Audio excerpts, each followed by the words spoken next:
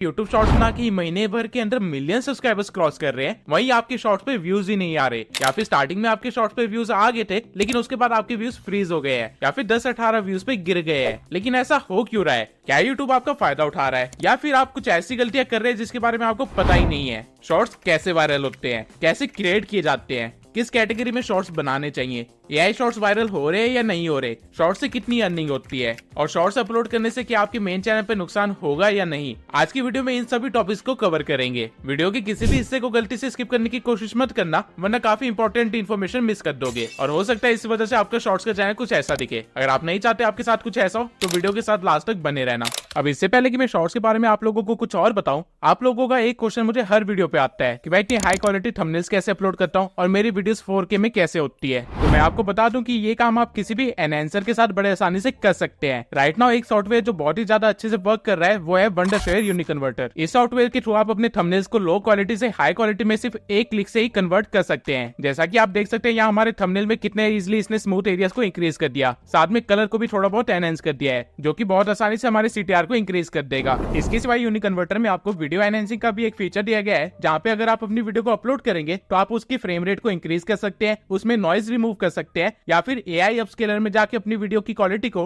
2x या 4x कर सकते हैं। जैसा कि आप यहाँ पे फर्क देख सकते हैं कि मेरी वीडियो कितनी शार्प हो गई है और उसके कलर्स भी एनहांस हो गए हैं। और यूनिक कन्वर्टर्स के फीचर्स यहीं पे खत्म नहीं होते। आपके साथ ऐसा कई बार हुआ होगा कि आपने गूगल से कोई इमेज डाउनलोड की होगी अपनी वीडियो में यूज करने के लिए, लेकिन वो image as a web file download हो जाती है जिसे आप यूज नहीं कर सकते। तो यूनिक कन्वर्टर में आपको इमेज को अलग अलग फॉर्मेट्स में कन्वर्ट करने का भी ऑप्शन मिलता है, और सिर्फ इमेजेस ही नहीं बल्कि यहाँ से आप अपनी वीडियोस को भी अलग अलग तरह के फॉर्मेट में कन्वर्ट कर सकते हैं। ये सिर्फ कुछ सेकंड्स का टाइम लेगा और आपकी वीडियो को एक क्लिक के अंदर ही किसी अलग फॉर्मेट में कन्वर्ट कर देगा। इसके सिवाय अगर आप एक यूट्यूबर है और अपनी लॉन्ग वीडियोस को अपने फोन में रखते हैं जिसकी वजह से आपकी स्टोरेज भरे जा रही है, तो यहाँ यूनिक कन्वर्टर में आपको वीडियो कंप्रेस करने का भी एक ऑप्शन दिया गया है। जैसा कि आप यहाँ पे देख सकते हैं कि हमारे 3 GB की फाइल को ये बड़े आराम से 2 GB में कन्वर्ट कर देगा, और वो भी सिर्फ एक क्लिक से। ये वीडियो 17 मिनट लंबी है लेकिन इसे कुछ सेकंड्स का टाइम लेके उसे कन्वर्ट कर दिया, और ऐसे मैंने अपने फोन में 1 GB की स्टोरेज बचा ली। और यूनिक कन्वर्टर के फीचर्स यहीं पे खत्म नहीं होते, बल्कि यहाँ पे एआई टूल्स का पूरा भंडार है। आप एआई से स्क्रिप्ट जनरेट करवा सकते हैं, टेक्स्ट टू स्पीच में कन्वर्ट करवा सकते हैं, सबटाइटल एडिटर आपको मिलता है, वाटरमार्क रिमूवर आपको मिलता है, गाने से आप वोकल रिमूव कर सकते हैं, बैकग्राउंड रिमूव कर सकते हैं अपनी वीडियो से, और ऐसे ही काफी सारे यूनिक फीचर्स आपको दिए गए हैं। अगर आप एक यूट्यूबर है और एक इन्फ्लुएंसर है तो आपको इन फीचर्स की जरूरत कदम कदम पे पड़ने वाली है, इसलिए आप मेरे डिस्क्रिप्शन में दिए हुए लिंक से जाके यूनिक कन्वर्टर को डाउनलोड कर सकते हैं और इसके सभी यूनिक फीचर्स को इस्तेमाल कर सकते हैं, जिससे आपका काम काफी आसान हो जाएगा। ओके, तो अब स्टार्ट करते हैं सबसे बेसिक क्वेश्चन से, यूट्यूब शॉर्ट्स है क्या? I know you must be thinking कि टाइम वेस्ट क्यों कर रहा है, इतना तो हमें पता ही है, लेकिन एक्चुअल में आपको सिर्फ इतना ही पता है कि यूट्यूब शॉर्ट्स एक फीचर है जहाँ पे आप 1 मिनट की वीडियो अपलोड कर सकते हैं 9:16 में और वहां से व्यूज गेन कर सकते हैं। लेकिन ये सिर्फ अपर व्यू है, इसके नीचे एक बहुत ही डार्क सिस्टम है जिसको आपको जानना बहुत ही जरूरी है। शॉर्ट्स को क्रिएट किया गया था एक ऐसी ऑडियंस के लिए जिनको फास्ट कंटेंट चाहिए था, जिनका डोपामाइन लेवल इतना ज्यादा हो गया है कि उनको लॉन्ग फॉर्म वीडियोस अब बोरिंग लगती है, और उनको ज्यादा से ज्यादा कंटेंट जितनी जल्दी हो सके उतनी जल्दी कंज्यूम करना है। आज की जनरेशन के 14 साल से लेकर 25 साल के मैक्सिमम लोग इसी तरह की कैटेगरी में आते हैं, और यही आपकी ऑडियंस भी बनने वाली है। और एक चीज आपको इस ऑडियंस के बारे में अच्छे से पता होना चाहिए, ये ऑडियंस कभी भी आपकी लॉन्ग फॉर्म कंटेंट की ऑडियंस नहीं बन सकती है, और यही रीजन है कि मिस्टर बीस्ट जैसे बड़े यूट्यूबर्स ने भी शॉर्ट्स फॉर्म कंटेंट बनाना ही बंद कर दिया। इसके सिवाय शॉर्ट्स में आपको सिर्फ 1 मिनट दिया जाता है वो काम करने के लिए जो कि आप एक लॉन्ग फॉर्म कंटेंट में 10 मिनट के अंदर करते थे, और क्योंकि यहाँ पे आपको सिर्फ 1 मिनट मिला है, इसका मतलब ये नहीं है कि आपकी यहाँ पे मेहनत कम लगेगी, बल्कि हो सकता है यहाँ पे आपकी लॉन्ग फॉर्म कंटेंट से ज्यादा ही मेहनत लग जाए, क्योंकि यहाँ पे आपको चीजें फास्ट करनी है, ज्यादा बेटर वे में करनी है, और ऐसे करनी है कि 1 मिनट के अंदर सारी मेहनत आपकी दिख जाए। और एक बार के लिए इन सब चीजों को अगर हम साइड में रख भी दे तो शॉर्ट्स का एल्गोरिदम लॉन्ग फॉर्म कंटेंट से काफी अलग है, जिसकी आदत आपको अभी नहीं पड़ी है, और उसे एनालाइज करना तो आपको बिल्कुल भी नहीं आता। अब आइए पहले ये समझ लेते हैं कि शॉर्ट्स का एल्गोरिदम वर्क कैसे करता है। आई एम श्योर आपकी 90% प्रॉब्लम तो यहीं पे सॉल्व हो जाएगी। अगर आपने कभी अपने शॉर्ट्स के एनालिटिक्स में जाके देखा होगा तो आपको कुछ ऐसा ग्राफ दिखा होगा, जहाँ पे आपके ग्राफ में पहले आपको रीच मिलती है, फिर वो एकदम से स्टेबल हो जाता है,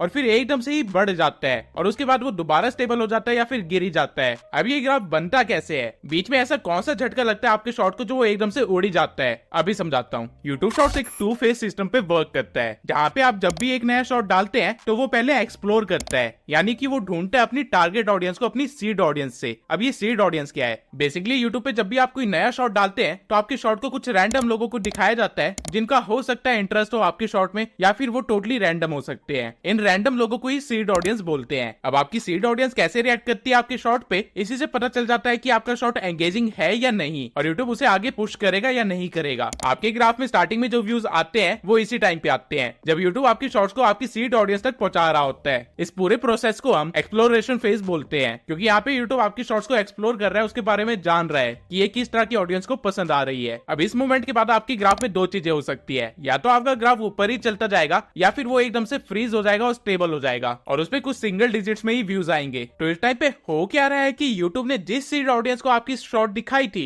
अगर उन्होंने उस पर अच्छे से एंगेज किया तो आपका ग्राफ सीधा ऊपर जाता रहेगा, लेकिन मैक्सिमम केसेस में ऐसा नहीं होता है। एक्सप्लोरेशन फेज के बाद यूट्यूब आपके शॉर्ट्स को इतनी ज्यादा रीच नहीं देता है और धीरे धीरे लोगों को दिखाता है ताकि वो पता कर सके कि आपकी टारगेट ऑडियंस है कौन सी। और जैसे ही आपकी शॉर्ट की टारगेट ऑडियंस मिलती है, आपका एक्सप्लोइटेशन फेज स्टार्ट हो जाता है, जहाँ पे एकदम से आपका शॉर्ट वायरल हो जाता है और आप बहुत सारे व्यूज एकदम से गेन कर लेते हैं। लेकिन ऐसा हमेशा नहीं होता रहता, एक टाइम के बाद एक्सप्लॉइटेशन फेज भी खत्म हो जाता है और आपके शॉर्ट्स के व्यूज अगेन फ्रीज हो जाते हैं या फिर स्लो हो जाते हैं। अब इन दोनों फेजेस की साइकिल चलती रहती है, जिससे आपको व्यूज आते रहते हैं, रुकते रहते हैं, आते रहते हैं, रुकते रहते हैं। और YouTube शॉर्ट्स का एल्गोरिथम कुछ इसी तरह का है। अब इस पूरे सिनेरियो में मैंने ये कहा कि YouTube स्टार्टिंग में आपको व्यूज देगा, लेकिन आई नो आप में से काफी सारे क्रिएटर्स ऐसे हैं जिनको स्टार्टिंग में भी व्यूज नहीं मिलते, और इस चीज के पीछे ये सारे रीजंस हो सकते हैं।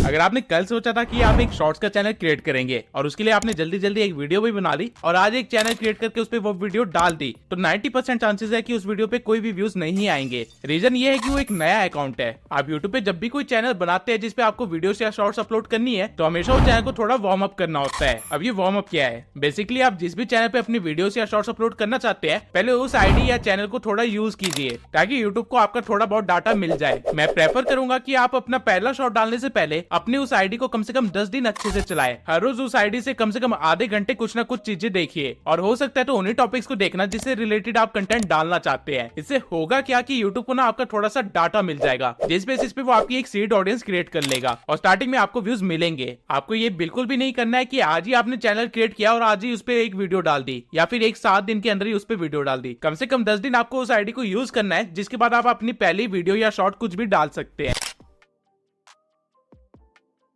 अब अगर आपका पुराना ही कोई चैनल था जिसपे लॉन्ग फॉर्म कंटेंट आपने पहले से डाल रखा था और उसे डिलीट करके आप उसे एक शॉर्ट्स का चैनल बना देते हैं, तो भी चांसेस है कि आपकी शॉर्ट्स पे व्यू बिल्कुल भी नहीं पसंद कि आप उसके प्लेटफॉर्म से कुछ डिलीट करें, और इसलिए वो आपके इंप्रेशन और व्यूज कम कर देगा। तो आपको ऐसे कोई भी चैनल को कन्वर्ट नहीं करना है शॉर्ट्स के लिए जिसपे आप पहले से कंटेंट डाल चुके थे या जिसको आपको डिलीट करना पड़ रहा है।